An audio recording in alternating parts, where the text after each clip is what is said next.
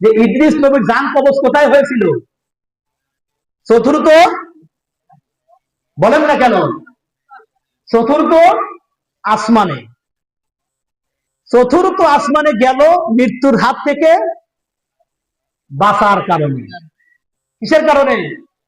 ফেরেশতার হাতে বন্ধুত্ব স্থাপন করলো, ফেরেশতার সাথে বন্ধুত্ব করলো যে আমি মৃত্যুর হাত থেকে বাঁচতে চাই।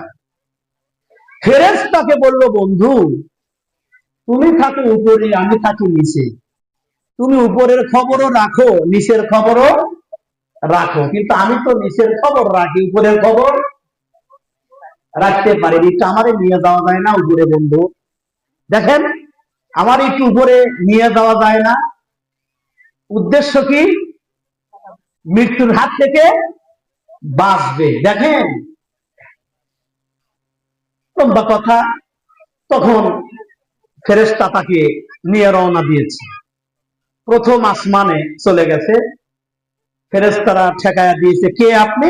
আমি অমুক ফেরেশতা। সে পরিচয় দিয়েছে, তাকে বগলে করে নিয়ে প্রথম আসমান পার দিয়েছে, দ্বিতীয় আসমান পার দিয়েছে, তৃতীয় আসমান পার দিয়ে চতুর্থ আসমানে চলে গেছে, পঞ্চম আকাশে চলে যাবে। যাচ্ছে, ধা ধা করে যাচ্ছে। হঠাৎ ফেরেশতা দেখতে পেল যে আজরাইল, মালাকুল মউত ধা ধা করে নিচে নেমে আসছে। চতুর্থ আসমানে সাক্ষাৎ। আজরাইল, কোথায় যাচ্ছ? আমার যা কাম তাই, আমি পৃথিবীতে যাব, মানুষের জান রুহগুলো ধরে ধরে নিয়ে আসবো, এই তো কাজ।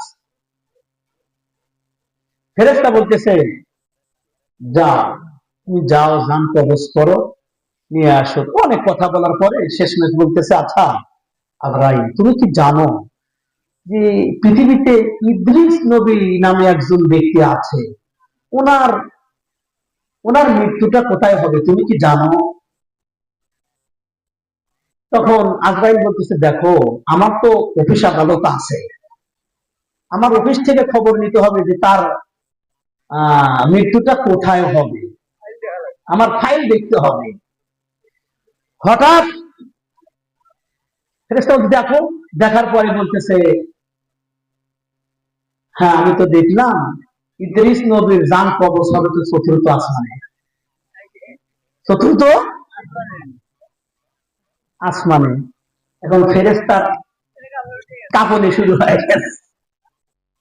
ফেরেশতা আজরাইল, কি ব্যাপার ফেরেশতা, ইদ্রিসের জান কবজ কোথায় হবে সেটা পরের হিসাব, তুমি কাঁপো কেন?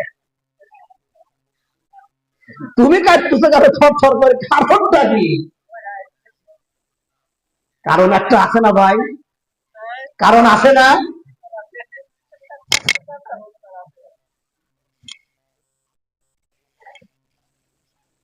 কথাবার্তা শেষ, লম্বা কথা। আজরাইল চলে গেলেন। এখন ফেরেশতা ইদ্রিসকে ডাকে, ইদ্রিস আর কোনো ভয় নাই, এবার বেঁচে গেছি।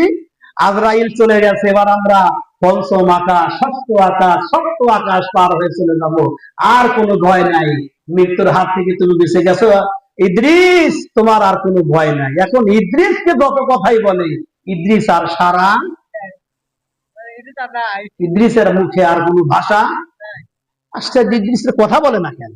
এত কথা বলছি, বগল সন্নি করে দেখে ইদ্রিস আলাইহিস সালাম পৃথিবীতে